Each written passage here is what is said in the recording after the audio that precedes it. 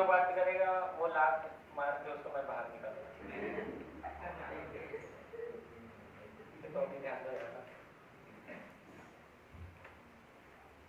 Notebook open कर लो सभी लोग, लेसन का नाम डाल दो, ग्रेविटेशन, स्वस्तिक वगैरह का नाम निकाल दो।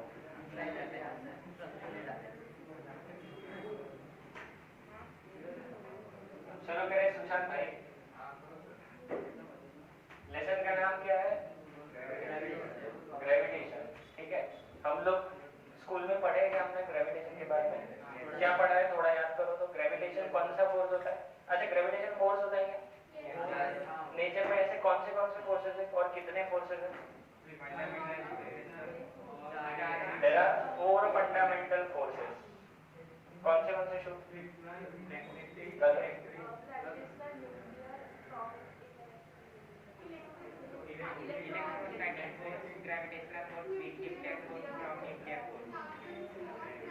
पहला लिखते हैं gravitational force,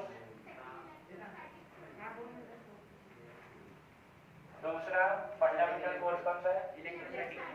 electromagnetic.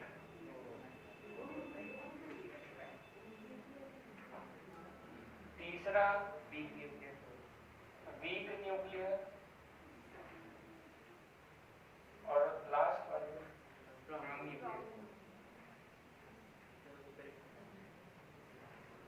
Strong nuclear.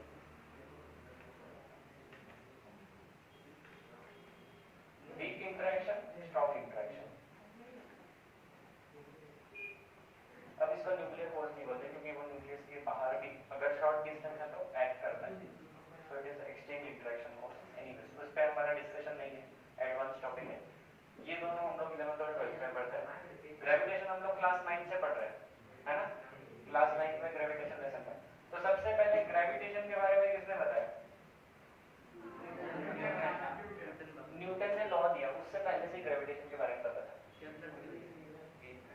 Kepler ने भी बताया था, उससे पहले से पता था। गैलीलियो ने एक्सेलरेशन फाइंड किया था। Galileo calculated experimentally acceleration of falling objects. मतलब गैलीलियो को पता था कि चीजें नीचे गिरती हैं।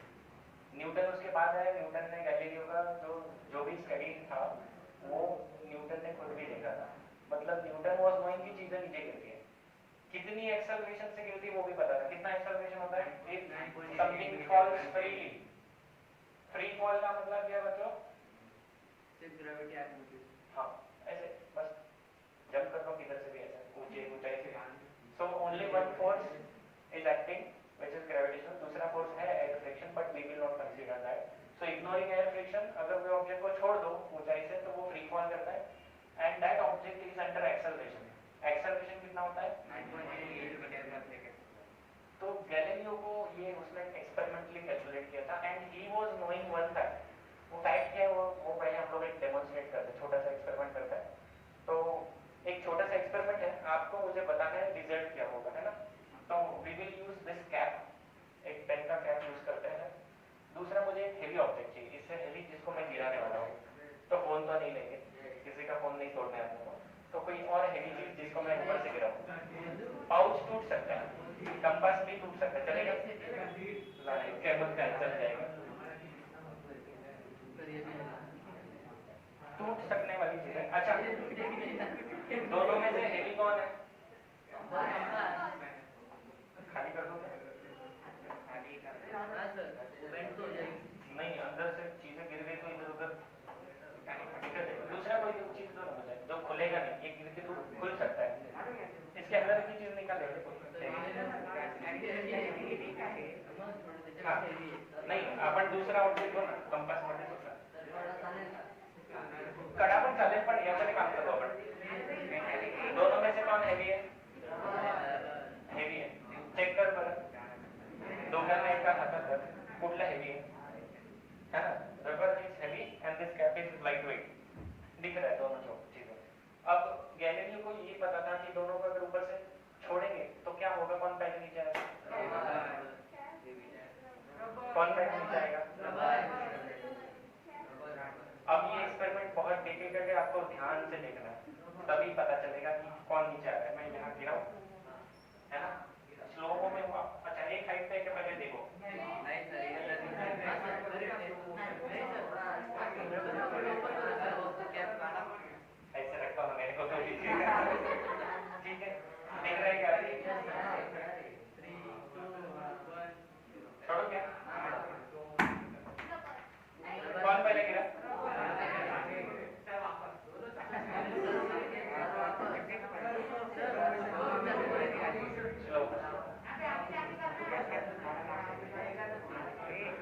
देखो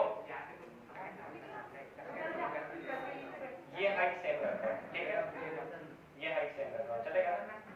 मतलब वो सेम एक्सेलरेशन दोनों फील करेंगे, सेम हाइट पे थोड़ा दूर से, एक ही हाथ में रखो, मतलब मेरा रिफ्लेक्शन टाइम भी नहीं आएगा।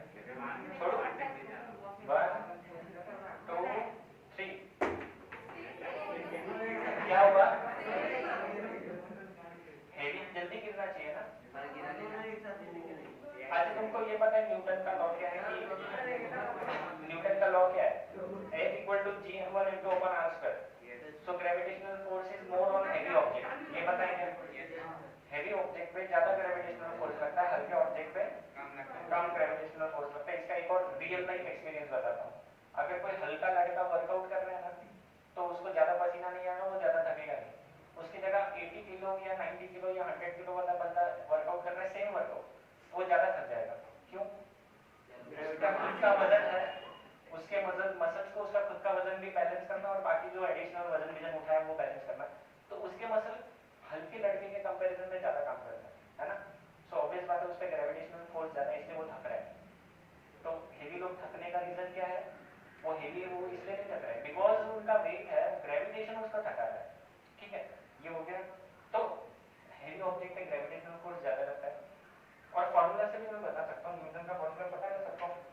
क्या formula? F equal to Gm1 m2 upon r square। r अर्थ का रेडियस ले लो, अर्थ के सरफेस पे हम लोग m मास ऑफ अर्थ ले लो, तो ये तो फिक्स है, ये भी फिक्स है। तो ये मास जो है ऑब्जेक्ट का ज्यादा होगा तो ग्रेविटेशनल फोर्स ज्यादा होगा। ये समझ में आ रहा है? मेरे और अर्थ के बीच में ग्रेविटेशनल फोर्स, मेरे और मून, अर्थ और मून के बीच में ग्रेविटेशनल फोर्स अगर सेम डिस्टेंस पे रखेंगे तो मून पर फोर्स ज्यादा लगेगा, मुझ पे कम लगेगा क्योंकि मेरा मास कम है ना। ये पॉइंट समझ में आ रहा है? तो इस हिसाब से अगर फोर्स ज्यादा तो एक्सेलरेशन क्या ज्यादा? हेवी ऑब्जेक्ट के लिए एक्सेलरेशन क्या होना चाहिए? होना तो चाहिए, और आप लोगों ने सही बताया कि हेवी ऑब्जेक्ट एक्सेलरेशन। अभी हम लोग अगर एक्सपेरिमेंट बता रहे हैं कि एक्सेलरेशन क्या है, सेम है, तो कौन गलत? न्यूटन या गैलीलियो? या अपन लोग गलत? दोनों गलत है। अब सही है। अच्छा, हमारा तो एक्सपेरिमेंट हुआ है। एक्सपेरिमेंट क्या बता रहा है? दोनों ऑब्जेक्ट साथ में गिर रहे हैं। वापस से चेक कर लो भाई। मैं क्या ऐसे यूज कर, मैं एयर का रेजिस्टेंस मिनिमम हो इसलिए मैंने छोटे ऑब्जेक्ट लिए। एयर का रेजिस्टेंस बीच में आ गया ना तो हमारे सारा बेसिक्स गड़बड़ हो जाएगा, क्योंकि हमने एयर रेजिस्टेंस कहीं पे भी अभी तक नहीं पढ़ा है, 12th में पढ़ेंगे, है ना। तो एयर रेजिस्टेंस वाले एक्सपेरिमेंट अभी नहीं करा रहा, तो वापस से करके देखते, चेक कर लेते हैं भाई कुछ गड़बड़ है क्या।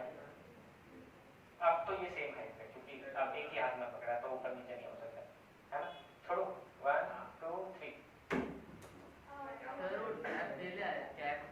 कैप पहले आया, आवाज छोड़ो, देखो कौन पहले गिरा? ठीक है, वापस से अच्छा, तो टोमन पहले गिरा मतलब लाइटर ऑब्जेक्ट पहले गिरता है ऐसा?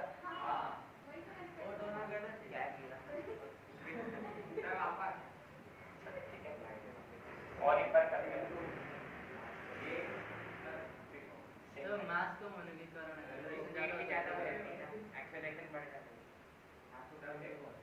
1 2 3 हाँ, अब रबर जल्दी गिरा, मतलब ये कुछ तो झोल है क्या? अच्छा, अपन क्या करते हैं, मास डिफरेंस बढ़ाते हैं। ये हेवी है पता है, रुमाल कौन हेवी है कौन हल्का है? कौन हेवी कौन हल्का? रबर हेवी, रुमाल चेक करना है।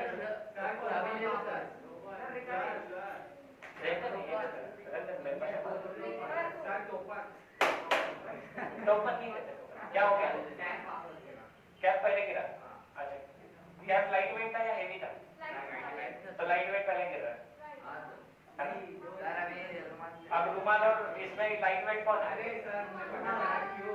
क्योंकि सरफेस एरिया भी मैटर करता है ना। गोला बनाते हैं, तो गोला नहीं तो रोल बनाते हैं। आगे आगे देखा और अच्छा पड़ेगा। करो ना, तुमको जो करना है। मेरा बोलना एक्सपेरिमेंट देखो जरा, क्या अब मास चेंज करके आगे चेंज करेगा। तुम लोग ये कैमरामैन ये नहीं ऐसे करोगे? नहीं नहीं ऐसा रखना है। पता चलेगा ना पोस्ट पे जाएगा। हाँ ठीक है ना, तो कर पहले देख लो सेम हाइट का है क्या। छोड़ो रुमाल पहिले पडला, पहिले कोण पडला? रुमाल पहिले। अब लाइटर ऑब्जेक्ट पहले कर रहे हैं, क्या लॉजिक क्या है? और एक ऑब्जेक्ट लेते हैं, पेज निकालो, पेज किसी के पास लूज नहीं लेगा, लूज पेज दे असं दे, तसं दे, देऊ का तसं देऊ का, परत देतो तुला, परत देतो ना, कुठे खराब करता फिजिक्स साठी देऊ का?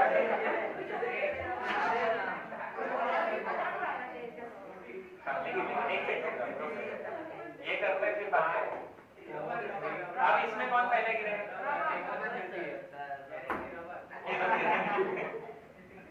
तो अब यहाँ पर क्या लॉजिक है? ये भी पहले गिरता है। सर यहाँ पे एयर रेजिस्टेंस चलो एयर रेजिस्टेंस बहुत ज्यादा है।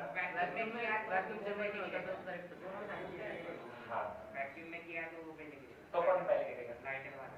लाइटर वाला नहीं गिरेगा, दोनों एक साथ गिरेंगे। मैंने एक्सपेरिमेंट कौन पहले गिरना चाहिए?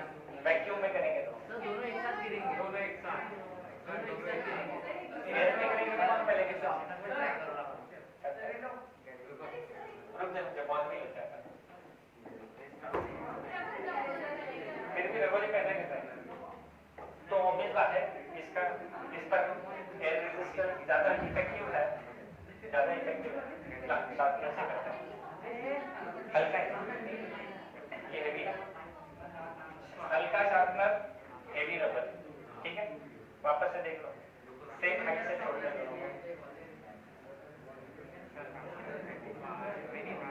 ऐसा एक्सपेरिमेंट गैलीलियो ने किया था, पब्लिक डेमोन्स्ट्रेशन। अरे नो ना, गूगल का बाद में यूज करो, एक्सपेरिमेंट नहीं होगा। छोड़ो, एक रबर है, दूसरा शार्पनर है, एक हेवी एक हल्का है। दोनों साथ में गिरे। क्या हो रहा है कैमरा में?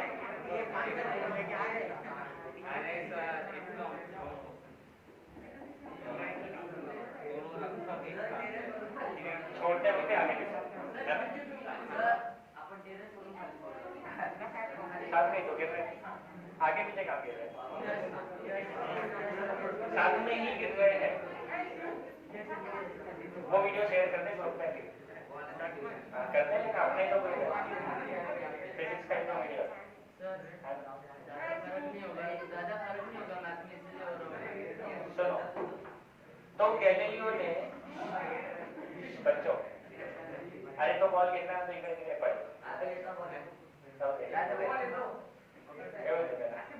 घेऊन द्या बॅग मध्ये घेऊन द्या गेला आता राहू दे, शुभ भेट देते का पहिले, शुभ भेट एक कोणाकडे आहे या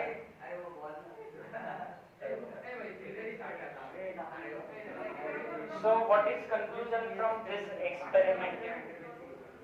इतना तो क्लियर है कि भाई मास का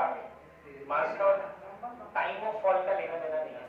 अगर होता तो एक जैसा रिजल्ट आना चाहिए था, एक जैसा रिजल्ट नहीं आ रहा है मतलब मास का और टाइम फॉल का लेना देना नहीं है। हमने सेम साइज और डायमेंशन के दो हेवी और लाइट ऑब्जेक्ट लिए, व्हाट वी फाउंड दोनों ऑब्जेक्ट साथ में गिर रहे हैं। वो शुभम ने वीडियो लिया, उसको स्लो मोशन में देखो, ऐसा भी गिर रहा है तो भी ये साथ में ही है, ऐसा भी गिर रहा है तो भी साथ में, ये साथ में नहीं है ना, एक आगे और एक तेजी से जा रहा है, एक स्लो जा रहा है, ऐसा नहीं है, दोनों ऑलमोस्ट साथ में जा रहे हैं। थोड़ा बहुत ऊपर नीचे हो सकता है बिकॉज छोड़ते वक्त हमारा ह्यूमन रिएक्शन टाइम थोड़ा आगे पीछे हो सकता है, बट एनीवेज दो ऑब्जेक्ट साथ में फॉल कर रहे हैं। So what does it mean? That जो टाइम ऑफ फॉल है that does not depend on what, that does not depend on मास, ठीक है।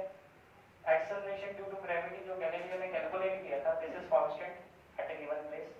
So if you find the time of fall कैसा होगा?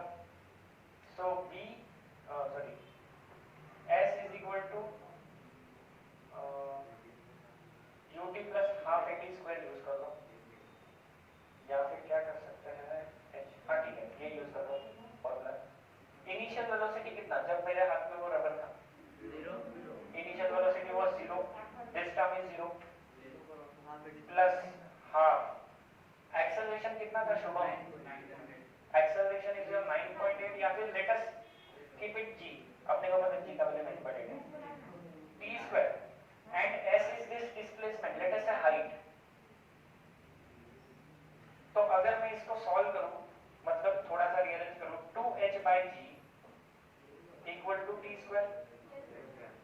Time of fall is equal to under root of 2h by g. Yes. Time of fall कितना आ रहा है? 2h by under root 2h by g. Time of fall कितना आ रहा है? ये formula पता है क्या? ये फॉर्मूला पता है सभी को? काइनेमेटिकल इक्वेशन कब लगा सकता है? एक्सेलरेशन कांस्टेंट हो, ये कांस्टेंट है क्या? ठीक है। सो कैलकुलेट करने में टाइम ऑफ फॉल कितना आ रहा है? 2h by g. Time of fall depends on what? Height. So if I, और g तो कांस्टेंट है, so if I release two objects from same height, if I release two objects from same height, they will fall simultaneously. उनका time of fall same होगा. This was demonstrated and calculated by Galileo. तो ये पहले से ही पता था कि चीजें नीचे ही गिरेगी. अगर न्यूटन एप्पल के पेड़ के नीचे सोएगा तो उसके सिर पे एप्पल गिरेगा ही गिरेगा, ऊपर नहीं जाएगा, नीचे ही गिरेगा. ठीक है. तो जो एप्पल का स्टोरी एनीवेज वेरीफाइड नहीं है. पेड़ स्टोरी तो पता है सबको. न्यूटन मस्त पेड़ के नीचे सो रहा था, 16 साल की उम्र थी. तुम लोग क्या करते 16 साल में और वो क्या कर रहा था 16. ठीक है. तो 16 साल की उम्र में न्यूटन पेड़ के नीचे सो रहा था. ऊपर से एप्पल गिरा, उसको बत्ती जल गई कि एप्पल नीचे क्यों गिरा. तो ऑब्वियसली उसको पता था एप्पल नीचे गिरता है. गैलीलियो ने बताया था एप्पल और हर चीज नीचे गिरती है और कितनी एक्सेलरेशन से गिरती है, इतनी. सो ही कैलकुलेटेड. फिर उसने सोचा अगर एप्पल मेरे पे गिर रहा है तो मून भी तो गिरना चाहिए. सही बात है ना. अगर एप्पल नीचे गिर रहा है तो मून भी तो गिरना चाहिए.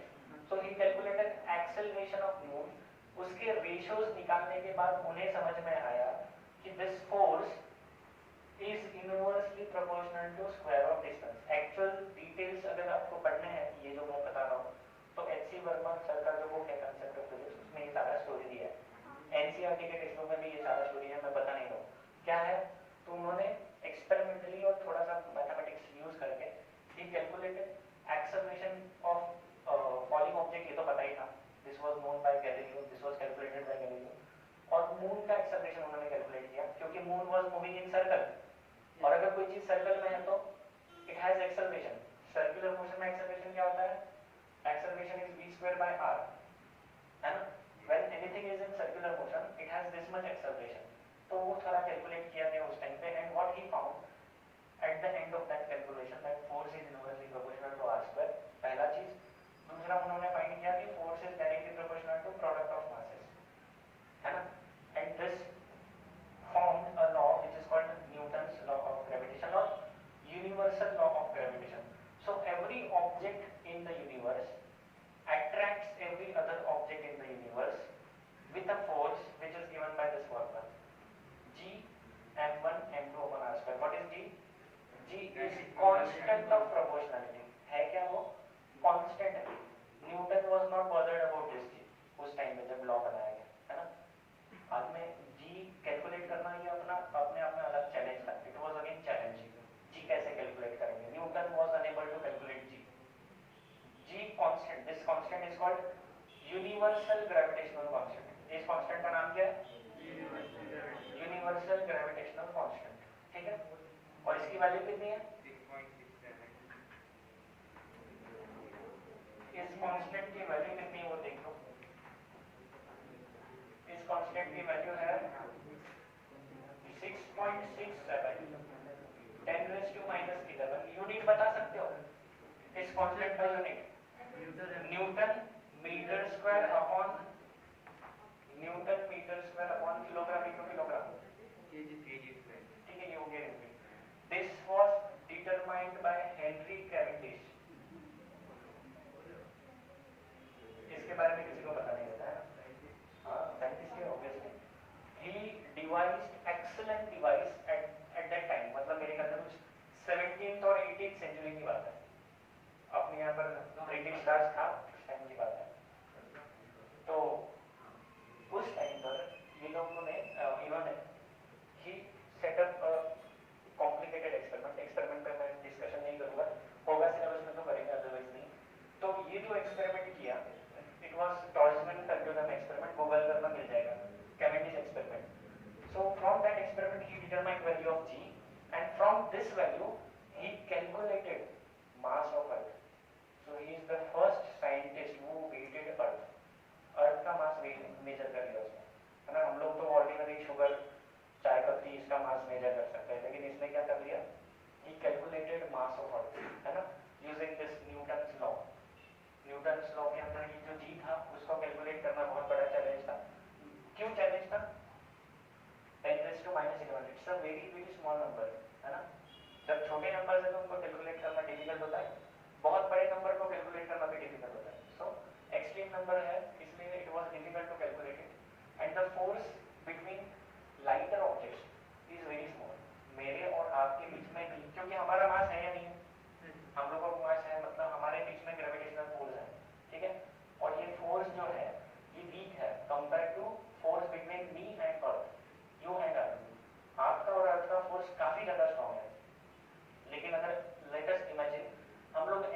जगह है जहाँ पर कोई और ग्रेविटेशनल फोर्स नहीं है, सिर्फ हम लोग हैं.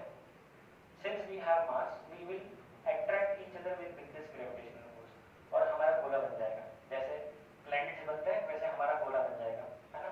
So we will attract each other with this force. और ये कितना है ये कैलकुलेट कर सकते हो. लेटे से दो लड़के हैं, दोनों का मास 50 किलोग्राम है, तो फोर्स कितना हो जाएगा, तो G into 50 अपॉन लेटे से दोनों 1 मीटर के डिस्टेंस पे है, तो ये फोर्स कितना हो जाएगा, this will B 2500 times this 6.67 into 10⁻11. अगर कैलकुलेट भी करोगे तो 25 into 6 कितना होता है, ये अप्रोक्सीमेट कर लेते हैं इसको. 25 6 का कितना होता है, 130 या 150. 25 6 बाकी छोड़ दो, 25 6 करो 150 25 6 और ये दो जीरोस जो है वो इधर ले लो, तो 10⁻² + 2 10⁻11 -11 + 2 कितना, ये कितना है, 0.67 मैंने अप्रोक्सीमेट किया कैलकुलेशन के लिए. मुझे बताना क्या है, ये पावर कितना 10⁻⁻9 -8 बहुत कम फोर्स है. अगर मैं कोई 1 किलो का ऑब्जेक्ट ले लेता हूँ मेरे हाथ के ऊपर, 1 किलो की कोई चीज मैं उठा लेता हूँ, लेटर से ये बॉटल अप्रोक्सीमेटली 1 किलो की है ना, 1 लीटर से थोड़ा कम पानी है इसमें. सो अब मैंने इसको हाथ में उठाया तो इसका जो फोर्स लग रहा है, इसको उठाने के लिए जो मैं फोर्स लगा रहा हूँ दैट इज 10 न्यूटन. अप्रोक्सीमेटली मैंने अभी 10 न्यूटन का फोर्स लगाया. ये कितना है 10⁻⁻9, ये बहुत कम है, बहुत कम फोर्स लगता है. अगर हमारा मास कितना हो 50 किलो भी होगा तो भी फोर्स बहुत कम लग रहा है. अब अर्थ और मेरे बीच में अगर मेरा मास 50 किलोग्राम ले लो और अर्थ का जो मास है इट इज दिस मच, 6 × 10⁻24. ये भी किसने कैलकुलेट किया था, कैवेंडिश ने, और ये approximate value exact value 5.59 something है. इनटू ये अर्थ का मास, मेरा मास कितना 50 ले लो, अपॉन डिस्टेंस 1 मीटर ले लेते हैं. 1 मीटर नहीं एक्चुअली, अर्थ और मेरे बीच में डिस्टेंस कितना है, रेडियस ऑफ अर्थ, क्योंकि हम लोग अर्थ सरफेस पे ना, तो अर्थ और मेरे बीच में डिस्टेंस कितना है, इट इज 6400 किलोमीटर और इसका स्क्वायर, किलोमीटर मतलब 10⁻³ और इसका स्क्वायर. थोड़ा कैलकुलेशन करना पड़ेगा, कर लेते हैं. तो ये हो जाएगा 300 है ना, और ये इंटू 6.67 है, 10⁻24 और 10⁻11 और नीचे हो जाएगा 64 का स्क्वायर करो कितना होता है, कितना होता है 64 का स्क्वायर, नहीं आता मेरे को, कर लो क्या,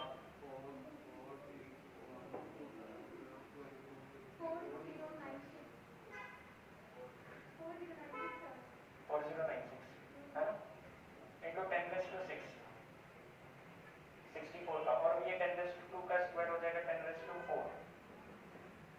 मैंने 64 का स्क्वायर किया, ये 0 0 मतलब 100 का स्क्वायर 10⁻4, 10⁻3 का स्क्वायर 10⁻6. अब ये कैलकुलेशन करना है, इसको भी कर लेते हैं ऐसे ही. 3 6 कितना 80, इसको मैंने 6 कर लिया. कैलकुलेशन अप्रोक्सीमेट कर लो, आपको ऐसा नहीं करना है, ठीक है, हमें फास्ट करना है इसलिए हम लोग कर रहे हैं. ये 1800 10⁻2 कितना बच रहा है, ये देखो 24 में से 4 गया तो 20 में से 11 गया तो कितना, 20 में से 11 गया तो कितना 9 में से 6 गया तो कितना 3, अपन कितना बच रहा है, इसको अप्रोक्सीमेटली 2000 ले लो, इसको 4000 ले लो. 2000 अपन 4000 कितना, अप्रोक्सीमेटली कितना 1/2 या फिर 0.5 into 10⁻³ न्यूटन, या फिर अप्रोक्सीमेटली अगर करना है तो दिस इज 500 न्यूटन. सही है क्या, 500 न्यूटन का फोर्स हो रहा है. अब मैं एक और टेक्निक बताता हूँ, इतना करने की जरूरत नहीं थी.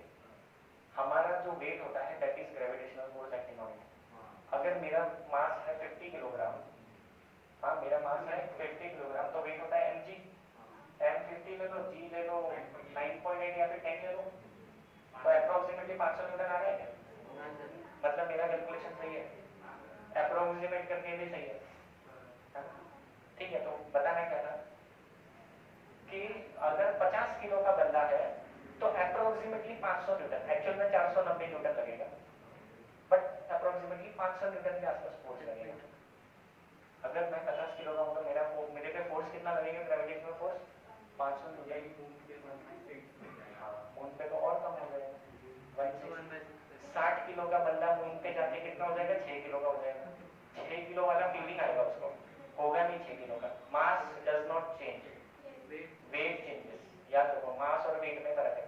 मास is 50 kilogram, weight is 500 Newton.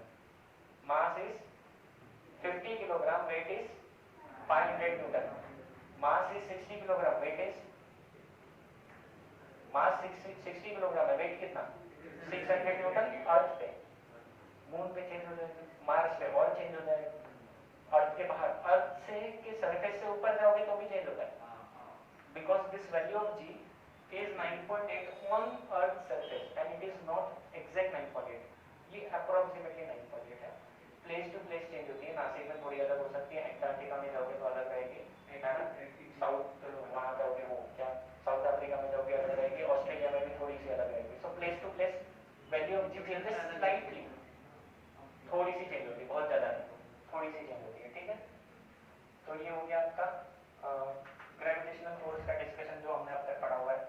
अब ग्रेविटी का पूरा स्टोरी शुरू होता है केपलर से, है ना, पूरा अभी हम लोग हिस्ट्री में जाते हैं। तो हिस्ट्री ऐसा है कि केपलर भी उससे भी पहले, ठीक है, एंशिएंट इंडिया से ही हम लोग स्टार्स और प्लैनेट्स का ऑब्जर्वेशन करते हैं। एंशिएंट इंडियंस, एंशिएंट अरब, एंशिएंट ग्रीक, ये तीन ऐसे लोग थे जो बहुत होशियार थे, है ना, ग्रीक्स, इंडियंस एंड अरब। ज्यादातर मैथमेटिक्स जो आया है वो अरब और इंडियन से आया है, और जो साइंस आया है वो ग्रीक से आया है ज्यादातर, ठीक है। एंशिएंट साइंस इंडिया का पूरा डिस्ट्रॉय कर दिया गया लेटर ऑन डेलिबरेटली, इंडिया का जो भी नॉलेज था नालंदा यूनिवर्सिटी पूरा जला दिया गया। तो उसमें बहुत सारा नॉलेज था जिसको जलाया, and that is the biggest loss, क्योंकि पैसा जला दोगे तो कोई फर्क नहीं पड़ता, सोना लेके जाओगे तो भी फर्क नहीं पड़ता, नॉलेज डिस्ट्रॉय कर दिया तो बहुत बड़ा लॉस कर दिया उसने, सिकंदर ने जो किया था। बट एनीवेज हम लोग कुछ नहीं कर सकते। तो दीज वेर द पीपल जिन्होंने बहुत ज़्यादा अच्छा रिसर्च किया था एस्ट्रोनॉमी पे, मैथमेटिक्स में, है ना, फिजिक्स में भी बोल सकते हो, क्योंकि उस टाइम पे ऐसा ब्रांचेस नहीं थे, एक ब्रांच था फिलोसफी, दूसरा ब्रांच था मैथमेटिक्स, साइंस अलग नहीं था। अभी philosophy is different, science is different. उस टाइम पे फिलोसफी वाज ओवरऑल साइंस और हमारा ये क्या बोलते हैं मैथमेटिक्स, ऐसे दो ही ब्रांच थे, आज सब अलग अलग ब्रांचेस हैं। So at that time people were very curious about the planetary motion and star motion. आपने ये सुना होगा प्लैनेटरी मॉडल्स, है ना, कि हेलियोसेंट्रिक मॉडल था, फिर दूसरा एक मॉडल था अर्थ सेंट्रिक, उसको जियोसेंट्रिक मॉडल बोलते हैं, है ना। सो पुराने लोगों का क्या मानना था, क्रिश्चियन कंट्रीज का, दैट एवरीथिंग इज जियोसेंट्रिक, अर्थ जो है वो सब कुछ है और अर्थ के आसपास पूरी यूनिवर्स घूम रही है। खास बात यह है कि they have observed that everything is rotating about earth, मतलब चीजें रोटेट कर रही है, ये उस टाइम पे बिना टेलीस्कोप के ऑब्जर्वेशन से पता चला। ये बड़ी बात है, आप लोग रात के स्टार को देखोगे तो आपको पता नहीं चलेगा अर्थ घूम रही है ना, अभी भी नहीं पता चल रहा है कि अर्थ घूम रही है ना, फील हो रहा है क्या आपको? उस टाइम पे उन लोगों ने ये भी ढूंढ लिया, ये भी बड़ी बात थी, पहला चीज। दूसरा, डिफरेंट मॉडल्स थे। पहला मॉडल जो बताया मैंने जियोसेंट्रिक, मतलब अर्थ है, यूनिवर्स का सेंटर है, सब कुछ अर्थ के आसपास घूम रहा है। उससे भी पुराना मॉडल क्या है, एक बड़ा कछुआ है, कछुए के ऊपर अर्थ है और वो अर्थ घूम रही है और पूरा यूनिवर्स वो अर्थ कंट्रोल कर रही है, and this was the model. और अगर कछुआ ऐसा ऐसा करने लगे तो फिर अर्थ पे भूकंप आता था, है ना, और ऐसे सारी चीजें थी। तो दीज आर ओल्ड स्टोरीज। तो कछुए का स्टोरी है, फिर इंडियन मिथोलॉजी में स्टोरी वाराह का है, वाराह पे जो वाराह होता है विष्णु का, तो उसके दो दांत जो है उसके ऊपर अर्थ है। बट खास बात यह है, if you look at that diagram, वो पिक्चर जो है वो बहुत पुरानी है, एंशिएंट पिक्चर है। वाराह अवतार का जो पिक्चर है वो 1000 और उससे भी पुराना है, 1000 ईयर्स और मोर देन दैट। और ये गैलीलियो का थियरी, न्यूटन का थियरी 600-700 साल पुराना है। तो एंशिएंट स्टोरी है, उसमें भी जो वाराह अवतार में जो पिक्चर है कृष्ण का, वो राउंड है, वो राउंड है, मतलब इनको पता था कि अर्थ इज राउंड।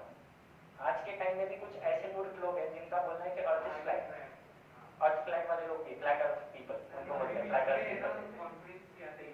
हाँ, ऐसे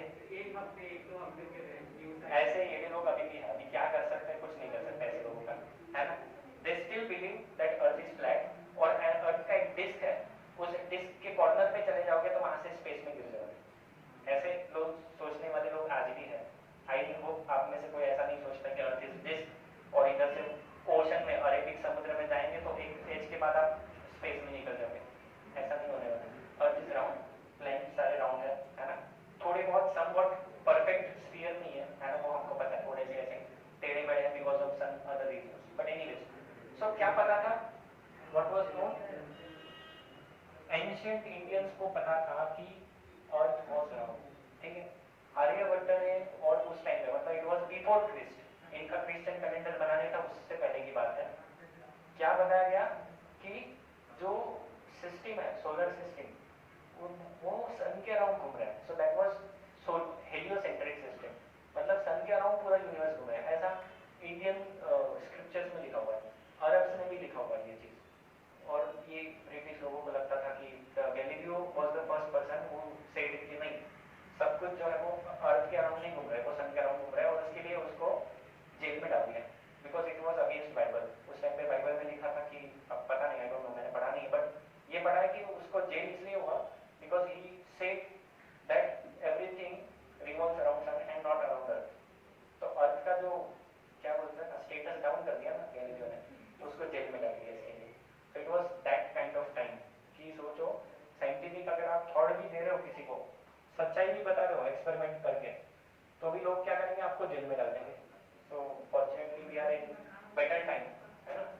आज सब लोग हर पॉसिबिलिटी के बारे में एक्सेप्ट तो भी कर रहे हैं, हाँ मैंने बोल दिया तो कोई एक्सेप्ट तो भी कर लेगा, सोचेगा तो भी एटलीस्ट, जेल में तो नहीं डालेगा। मैंने फिजिक्स बता दिया कि भाई जो सन है उसके अराउंड अर्थ घूम रही है। अभी तो आपको पता है ना, अभी प्रेजेंट मॉडल क्या है, sun is revolving, earth is revolving around sun, all the planets revolving around sun in elliptical orbits, ये केपलर ने बताया था, ठीक है। और पूरा का पूरा सोलर सिस्टम जो है वो हमारी बड़ी सी गैलेक्सी के एक कॉर्नर पे है। गैलेक्सी पूरा का पूरा गैलेक्सी के सेंटर के अराउंड घूम रहा है ना। गैलेक्सी का सेंटर एक सुपर मासिव ब्लैक होल है, जिसका अभी रिसेंट पिक्चर निकाला गया था, अजीब सा पिक्चर आया। वो अजीब सा इसलिए आया क्योंकि हम लोग एक कॉर्नर पे से उस बड़ी सी चीज को देख रहे हैं जो बहुत दूर है, तो पूरा पिक्चर आना बहुत मुश्किल है। फिर भी उन्होंने अलग अलग टाइम पे पिक्चर्स को लिया, मतलब ये बहुत बड़ा चीज है, मैंने उसको इधर से देखा, फिर इधर से, फिर इधर से, और फिर उन सारे पिक्चर्स को कलेक्ट करके उसका एक मॉडल बनाया गया। So it is very difficult to picture black hole, but ठीक है हमारे साइंटिस्ट लोगों ने वो भी कर लिया है। सो उसमें एक्चुअली देखो, अब तक के जो ब्लैक होल के मॉडल्स थे ना, अब तक के जो मॉडल्स थे ब्लैक होल के, वो कैसे थे, थ्योरेटिकल मॉडल थे, फिजिक्स का कैलकुलेशन किया। जैसे मैंने ये इक्वेशन बनाया, इसमें से मुझे एक इक्वेशन ऑफ स्फीयर जैसा कुछ तो दिख रहा है, तो मैं बोलूंगा वो राउंड है, मेरा मैथमेटिक्स बोल रहा है वो राउंड है, मैंने देखा तो नहीं है। पिक्चर से वेरीफाई होता है कि आपका फिजिक्स सही है या नहीं है, तो फिजिक्स वेरीफाई करने के लिए था। एनीवेज पता रहता है सबको कि हाँ ये सही है, but still you have to verify. हो सकता है कि आपका कहीं पे कुछ गलती हो, रियल सिचुएशन अलग हो और आपका पिक्चर अलग हो सकता है। तो अभी तक के जो फोटोग्राफ्स है नेट पे अवेलेबल ब्लैक होल के, जो भी फोटोग्राफ है वो आर्टिस्ट कंसेप्शन है, मतलब वो जो भी थियरी में बताया गया, जो मैथमेटिक्स में बताया गया, उसके हिसाब से उसके डिजाइन्स बनाए गए, है ना। Those are designs, models, real नहीं है। रियल पिक्चर अभी निकला है वो है ना। तो एनीवेज ये हो गया अपना यूनिवर्स के बारे में। और ये पूरा जो गैलेक्सी है, हमारा गैलेक्सी और अपना एडजेसेंट एक और गैलेक्सी है एंड्रोमेडा, ये दोनों गैलेक्सी ऐसे घूम रहे हैं इस तरह से, about their centre of mass. Centre of mass पढ़ा दिया है, ये ऐसे घूम रहे हैं दो गैलेक्सीज। ओवर द टाइम ये दोनों गैलेक्सीज कोलाइड करने वाले हैं, कोलाइड करेंगे और दो गैलेक्सी की एक हो जाएगी। सिमिलरली यूनिवर्स पूरा एक्सपांड हो रहा है। अब यूनिवर्स में कौन सी चीज किसके अराउंड घूम रही है उसके बारे में अभी तक नॉलेज नहीं है, ठीक है। बट अगर सेम मॉडल एक्सपांड करेंगे तो हो सकता है कि ये गैलेक्सीज भी और किसी चीज के अबाउट घूमती हो। ऐसा भी हो सकता है कि कोई किसी के अराउंड नहीं घूम रहा है, बस एक्सपांड हो रहा है सब कुछ, है ना। अब का थियरी ऐसा है कि सब चीजें दूर जा रही है, गैलेक्सीज आर मूविंग ऑन, मतलब ऐसा हुआ है, कुछ तो एक्सप्लोजन हुआ था, वहां से ये सब क्रिएट हुआ है और दूर जा रहा है, ऐसा एक कंसेप्ट है, ठीक है। ये हो गया अपना प्रेजेंट मॉडल। सो स्टोरी ऐसा था कि एंशिएंट पीपल वर नोइंग कि यहाँ पर कुछ तो है जिसको हमें स्टडी करना है। तो दे वर नोइंग 5 प्लैनेट्स, 5 प्लैनेट्स के बारे में पता था। टोटल अभी कितना है, 8 है, और वो प्लूटो एक जो डेसिग्नेशन हटा दिया जिसका, है ना, जिसकी डाउनग्रेड कर दिया बेचारे को। तो 5 उस टाइम पे पता है जो खाली आंखों से बिना किसी टेलीस्कोप के देखा जा सकता है, इनके बारे में स्टडी किया गया। और Tycho Brahe was the person who set up the first observatory. Observatory का मतलब क्या होता है, सुनो, ऑब्जर्वेटरी का मतलब क्या होता है कि जहां पर आप प्लैनेट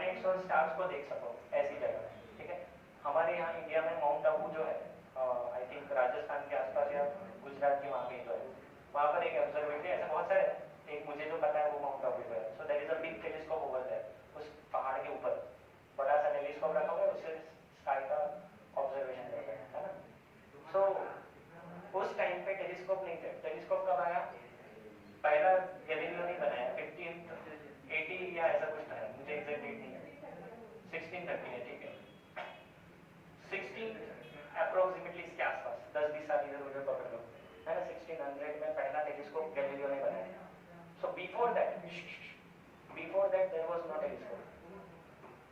शुभम काय झालं, काय बडबड चालू पटले पाहिजे का तुला? मग काय बोलतोय? महत्वाचं आहे का? बोल ना महत्वाचं आहे. मी थांबतो. झालं बोलून. सो क्या स्टोरी है?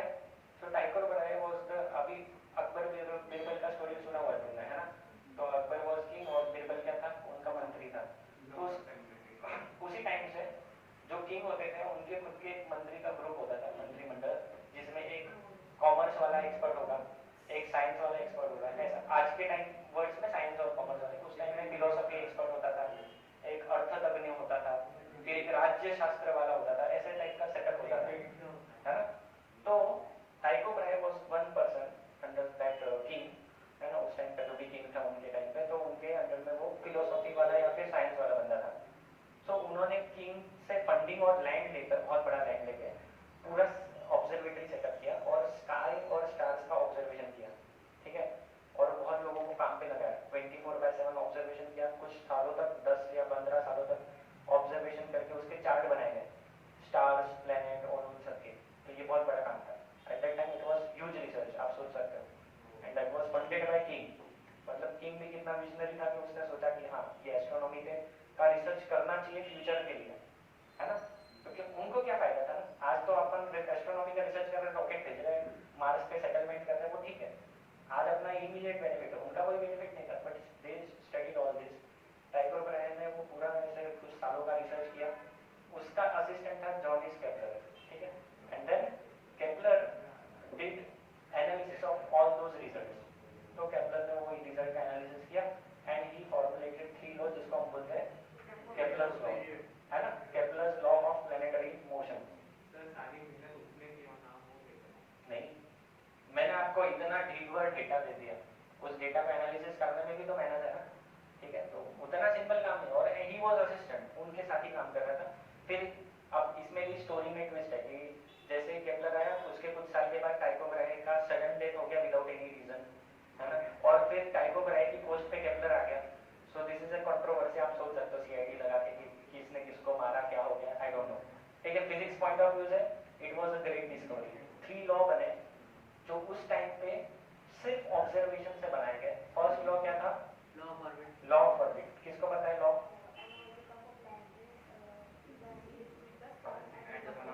सबसे खास बात, सन फोकस पे है, सन के अराउंड प्लैनेट घूम रहा है. मतलब कौन सा मॉडल हो गया? Heliocentric model. सन बीच में, प्लैनेट्स घूम रहे हैं. खास बात ये उस टाइम पे ऑब्जर्व किया. उस टाइम पे ऑब्जर्व करना बहुत बड़ी बात है. तो sun is at focus of the ellipse. Ellipse मतलब क्या? It's this kind of shape, oval, oval जैसा, सर्कल नहीं, ओवल जैसा. आपने स्कूल में शायद से पढ़ा होगा planets move in circular orbit around sun, है ना? लोअर क्लासेस में. बट यही पहले सोचा जाता था. बट केपलर सेट नहीं, सर्कल नहीं है, इट्स इलिप्स. और ये बड़ी बात है कि वो शेप भी बताया सिर्फ देख के, या सिर्फ वो चार्ट और वो कैलकुलेशंस देख के, ऑब्जर्वेशन देख के ये लॉ बना दिया that planets revolve in elliptical orbit and sun is at focus of the ellipse. जैसे सर्कल का सेंटर होता है, इलिप्स को 2 फोकस होते हैं, एक ये, एक ये. मैथ्स में पढ़ाया जाएगा आपको. इलिप्स है आपके सिलेबस में, है ना? इलिप्स है, hyperbola, different kind of shapes है, तो पढ़ाया जाएगा मैथ्स में, ज्योमेट्री में आएगा आपको. तो F1 F2 these are 2 centers and they are called focus of the ellipse. तो सन यहाँ पर, यहाँ नहीं है. ये भी खास बात है. सन यहाँ है और प्लैनेट ऐसे घूम रहे हैं. सो फर्स्ट तो क्या बता रहा है? Planet revolves in elliptical orbit around sun. Sun is situated at focus. 2 important point बताए फर्स्ट लॉ में. उस टाइम पे पता, ये बहुत बड़ी बात है. और वो लॉज जो है वो आज इतने मॉडर्न फिजिक्स में भी ट्रू है. मतलब ऐसा नहीं कि भाई बस ऑब्जर्वेशन कर लिया और लॉ बनाया और फिर भी आज गलत हो गया, ऐसा नहीं है. ठीक है? दूसरा जो इंपॉर्टेंट पॉइंट बना, ये कब की बात है? ये 15th सेंचुरी की बात है, 15th-16th के बीच की बात है. और इसके बाद गैलीलियो आया, ये 15th सेंचुरी की बात है. उसके बाद गैलीलियो आया 16th सेंचुरी, और फिर उसके बाद न्यूटन. तो ऐसा देखा जाए, टाइको ब्राहे, केपलर, गैलीलियो, न्यूटन. ठीक है? ऑब्वियस बात है, न्यूटन के पास इतना स्टडी 200 सालों का रेडी था, उसको उसने एनालाइज करके लॉ बनाया. ठीक है? So these people were also great, जिनका नाम नहीं लिया जाता. सो केपलर का पहला लॉ हो गया. सेकंड लॉ क्या है? Law of equal area.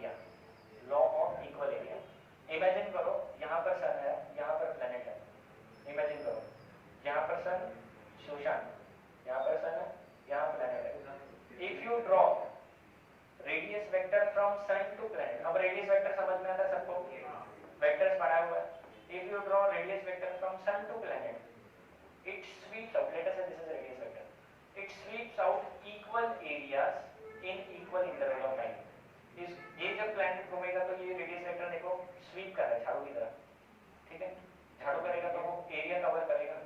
Imagine करो कि यहाँ सब धूल मिट्टी लगी हुई है, मैंने झाड़ू इतना घुमाया तो एरिया शेड हो गया. So that area will be same for equal intervals of time. Let us से 2 दिन में इस रेडियस वेक्टर में इतना एरिया यहाँ कवर किया. प्लैनेट यहाँ होने पे 2 दिन में वही रेडियस वेक्टर इतना एरिया कवर करेगा and this two areas will be same. Board पे बना के दिखाता हूँ. लेट अस से प्लैनेट इज समवेयर हियर. एक दिन में प्लैनेट मेरा यहाँ से यहाँ तक भाग गया, 1 दिन या 2 दिन ले लो, तो ये एरिया कवर हो गया A1. वही यहाँ पर सन है. वही बात अगर मेरा प्लैनेट यहाँ है, ठीक है, यहाँ पर Q पॉइंट ले लो, तो यहाँ से एक दिन में प्लैनेट यहाँ तक जाएगा और उतना ही एरिया कवर करेगा. तो यहाँ से एक और मैसेज समझ में आ रहा है. इस डायग्राम को देख के बताओ कहाँ पर प्लैनेट तेजी से चल रहा है. यहाँ फास्ट जा रहा है, यहाँ स्लो जा रहा है. ये भी खास बात है. एरिया बता दिया. एरिया से इस एरिया कैलकुलेशन से आपका law of conservation of momentum जो है, एंगुलर मोमेंटम, वो बनता है. Law of conservation of angular momentum इस लॉ से निकल के आता है. तो सोचो उस टाइम पे लॉ नहीं था, law of conservation of angular momentum उस टाइम पे नहीं था, बट इससे वो डायरेक्ट रिलेटेड है ना. ठीक है, हम वो रिलेशन नहीं देखेंगे, बट ये याद रखो इससे वो रिलेटेड है या फिर उससे ये आता है इससे वो आता है, इंटर रिलेटेड है.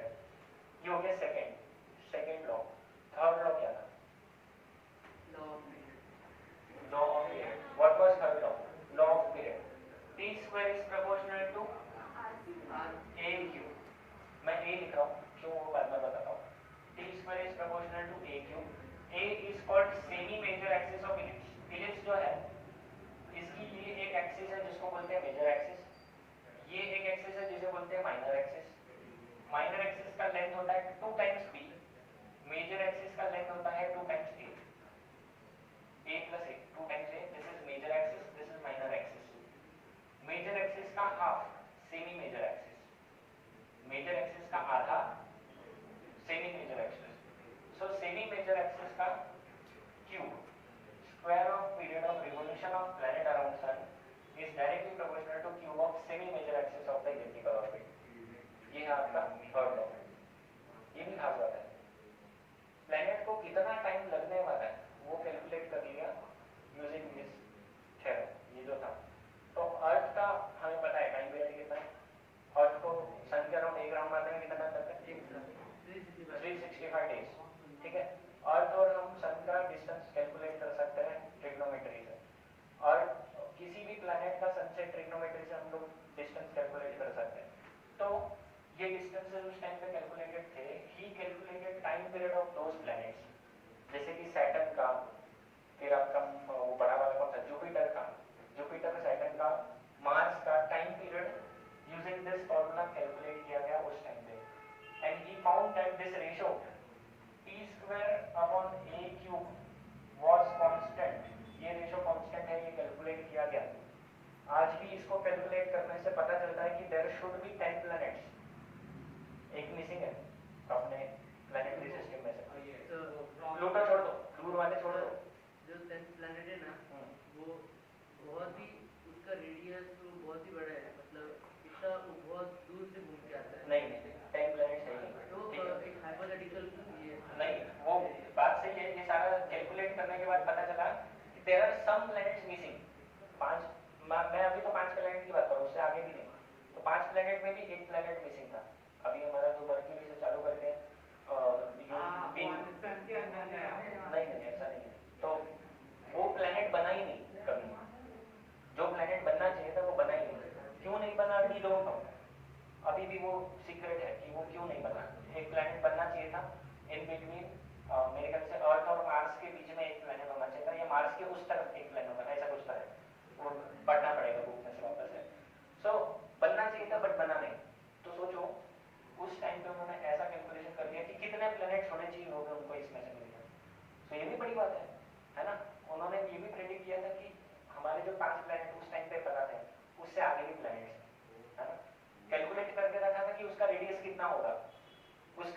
पीरियड कितना होगा, कितने साल में वो एक राउंड कंप्लीट करेगा। अगर आपने टाइम पीरियड निकाल दिया तो वो प्लेनेट कब आपको दिखने वाला है, कौन सी ईयर में, ये कैलकुलेट किया जा सकता है ना। तो बहुत बड़े बड़े डिस्कवरी उस टाइम पे करती है, तो इसलिए तो ग्रेट है ना, इसलिए अपने बुक में है लोगों का काम, सही है।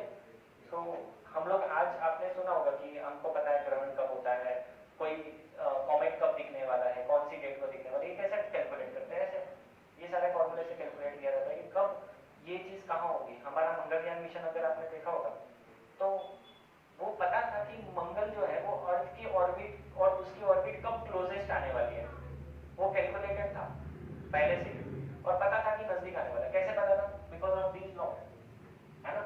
अगर ये नहीं होता तो हमको कहाँ से पता चलता कब नजदीक आने वाला है, वो कैलकुलेट किया गया। इंडिया के पास वैसे भी पैसा नहीं, तुमको पता है ना, तो अपने को कम खर्चे में ज्यादा चर्चा करनी रहती, तो अपने लोगों ने क्या किया, लोकेशन ढूंढा कि कहाँ पर नजदीक में आने वाला है, कैलकुलेट कर लिए ये टाइम पे नजदीक आने वाला है, तो उससे पहले ही अपना मिशन स्टार्ट कर दिया। फिर मिशन का टाइम कैलकुलेट कर लिया कि कितना लगेगा, कितना पेट्रोल लगेगा, कितना डीजल लगेगा, जो भी उनका फ्यूल लगना है, पेट्रोल डीजल नहीं लगता है, हाइड्रोजन लगता है, तो क्रायोजेनिक फ्यूल लगता है। तो वो जो फ्यूल है वो कितना लगेगा, उसका कॉस्ट कितना आएगा, बजट विजेट सब बना लिया। फिर उसका अप्रूवल लेना, अपने यहाँ पर बहुत प्रॉब्लम है, बजट बनाया 200 रुपये खर्चा करना, तो उसका अप्रूवल लेने में और ज़्यादा तकलीफ होती है।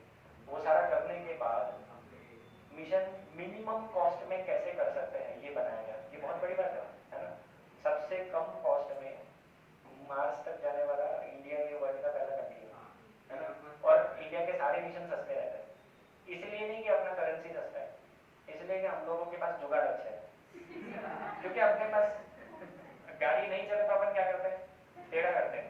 ऑटो वालों को माइलेज नहीं मिले तो क्या करते हैं, केरोसिन डालते हैं।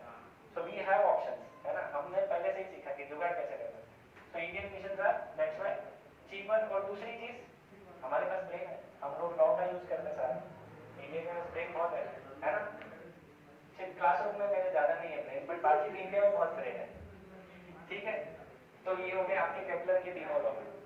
लॉ में स्कूल में पढ़ाते वक्त, सुनो, आपको स्कूल में पढ़ाते वक्त यहाँ आर यूज किया हम लोग ने, and that are was mean distance of planet in that orbit, mean distance था, बट एक्चुअल लॉ ये है, this is the correct law, ठीक है। What is a semi major axis, ठीक है। क्या होता है, इलिप्स ये कॉम्प्लिकेटेड फिगर है, एक तो उसका मैथमेटिक्स आप पढ़ोगे तो समझ में आ जाएगा कि कितना भयंकर है। तो सिंपल करने के लिए वो एवरेज डिस्टेंस ले लिया और ऑर्बिट को सर्कुलर लेके कैलकुलेशन किया जाता है 11th और 12th लेवल पे, जिससे बच्चे मैथ्स और फिजिक्स से डरे नहीं, इसलिए रियल लॉ ये है, ठीक है। इसका मैथमेटिक्स थोड़ा सा टफ है, थोड़ा सा, तो हम लोग नहीं करेंगे, हम लोग सर्कुलर लेके सारा कैलकुलेशन करेंगे, ठीक है, हम लोग सर्कुलर लेके ही करेंगे। ओके, तो ये हो गया आपका केपलर लॉ, तीनों हो गए लॉ। न्यूटन का लॉ भी हो गया है ना। आपके बुक में वो जो एरियल वेलोसिटी कांस्टेंट है ना, वो प्रूफ करके दिया है, तो मैं करा देता हूँ, छोटा सा प्रूफ है। पेज नंबर 79 पे देखो, टेक्स्ट बुक के पेज नंबर 79 पे आ जाओ। कौन आया है यहाँ पर, अक्षर वेदन, पेज नंबर 79 पे आ जाओ टेक्स्ट बुक के। आगे क्या, उधर देखो, एरिया, एरिया ऑफ ट्राइंगल क्या होता है, एरिया ऑफ ट्राइंगल क्या होता है, area of triangle half into base into height. इधर हाइट आर वेक्टर ले लो, बेस को डिस्प्लेसमेंट ले लो, ठीक है। तो half area will be half into base, base रहेगा इनटू हाइट, ठीक है। बेस को हम लोग लिख सकते हैं, यहाँ पर देखो, अगर मेरा प्लेनेट का वेलोसिटी है v, तो वेलोसिटी इनटू यहाँ से यहाँ तक टाइम लगा डेल्टा t, तो वेलोसिटी इनटू टाइम डिस्प्लेसमेंट हो जाएगा, हाँ या नहीं। तो मैं इसको लिख सकता हूँ velocity into delta t, this will be your area. Delta equal to क्या आ गया, half v delta t cross r। ये देखो, ये आपके टेक्स्ट बुक में इक्वेशन नंबर है 5.1, ठीक है, ये है आपका इक्वेशन नंबर 5.1। और सुनो, हमें क्या बोला था केपलर में, the area swept by radius vector, बात मत करो,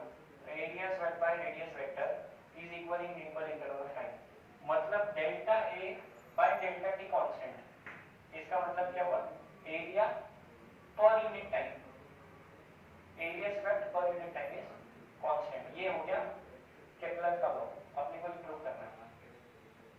सो दिस इज इक्वल टू क्या हो जाएगा, half into v into r। तो जो इसमें क्रॉस लेना है क्या, क्रॉस लेना है क्या, हाँ बिल्कुल ऐसे क्रॉस प्रोडक्ट लिया है क्या, वेक्टर है ना, तो r क्रॉस लिया। सीक्वेंस में थोड़ा चेंज कर देता हूँ, r क्रॉस वेक्टर है ना, तो सीक्वेंस वो साइन के हिसाब से आता है, but anyways we will copy the sequence. r cross v, delta t को उधर शिफ्ट कर दिया, ठीक है, delta t by delta t is half r cross v। याद रखना ये एरिया वेलोसिटी है, एरिया भी वेक्टर हो जाता है, area is a vector quantity, इसलिए ये क्रॉस आ रहा है। Now suppose if I multiply this by m and divided by m, तो ये क्या बन रहा है, MBR। MBR क्या होता है, छोड़ो ना, वेक्टर नहीं लिखते, डायरेक्ट करोगे बिना वेक्टर के, सिंपल हो जाएगा, बिना वेक्टर के करेंगे। तुम लोग वेक्टर देख के करते, हटा दो वेक्टर में कर सकते हैं। What is MBR, this is angular momentum. Angular momentum is defined as mass into velocity into distance, ठीक है, एक्चुअली r परपेंडिकुलर होता है। So this is angular momentum upon mass delta A by delta t, and this angular momentum depends on torque। बाहर से अगर मैं किसी चीज पे टॉर्क लगा रहा हूँ तो एंगुलर मोमेंटम चेंज होगा। अब क्या अर्थ और सन को कोई बाहर से घुमा रहा है, कोई ऐसे जाके घुमा रहा है क्या, नहीं। So there is no external torque, yes yes, no external torque, this is constant, this is constant, so this total term is a constant. ये हो गया आपका केपलर का लॉ प्रूफ हो गया। Here this L is constant because of law of conservation of angular momentum. तो हमने angular momentum में से केपलर लॉ को प्रूव किया है, ठीक है। यहाँ पर we have used law of conservation of angular momentum to prove Kepler's law, ठीक है। केपलर लॉ को प्रूव करने के लिए हमने इसका यूज किया। देखो आपके टेक्स्ट बुक में है कि है ना, थोड़ा सा स्टेप्स अलग हो सकते हैं, उन्होंने टाइम पास किया है, थोड़ा सा टाइम पास किया है ना। क्या किया उन लोगों ने, मोमेंटम को डिफाइन किया, वो वेक्टर वेक्टर में किया, ये सिंपल, ये भी सफिशिएंट है। This is proof of Kepler second law, proof second law का प्रूफ है, सेकंड लॉ का प्रूफ है। फर्स्ट लॉ का भी प्रूफ है, लेकिन आपके सिलेबस में नहीं पढ़ा है, आप लोग नहीं करेंगे फर्स्ट लॉ का प्रूफ, ठीक है। लिख लो थोड़ा।